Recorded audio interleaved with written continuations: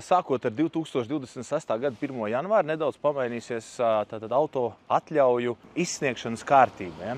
Līdzinējās auto atļaujas paliks derīgas vēl joprojām, tur nekas nemainīsies, bet jaunās auto atļaujas tiks izsniegtas, bet jau ogles namsaimnieks iekasēs par to maksu 5 eiro kopā ar pievienotās vērtības nodokli. Un tas iemesls ir sekojošais, kad mums tad pirmām kārtām māju skaits aug, mašīnas regulāri mainās, iepriekšējās auto atļaujas netiek nodotas jaunajiem dzīvokļu īpašniekiem, tur kā saka, viņas pēc pēcsacības nenonāk tālāk.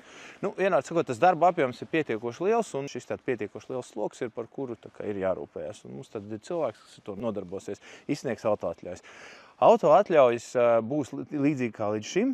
Viena auto atļauja ir patstāvīgā, otra ir viesu, kura tiek izsniegta uz 12 stundām ciemiņam, kurš atbrauc. Uz jaunās atļaujas otrā pusē, kur šī automašīna var tikt novietot piegulošajā teritorijā, kad nedrīkstam mēs novietot viņu zaļajā zonā, nedrīkstam aizšķērsot transporta līdzekli, kurš ir, piemēram, ja ir ugunsdzēsības transporta līdzekli, mēs nedrīkstam novietot pretīm ieejas durvīm, tad virkne gājēju celiņiem, riteņbraucēju celiņiem, tad tur būs arī noteikumi, ja, kur tiks novietot auto stāvvieta ēkas piegulošajā teritorijā.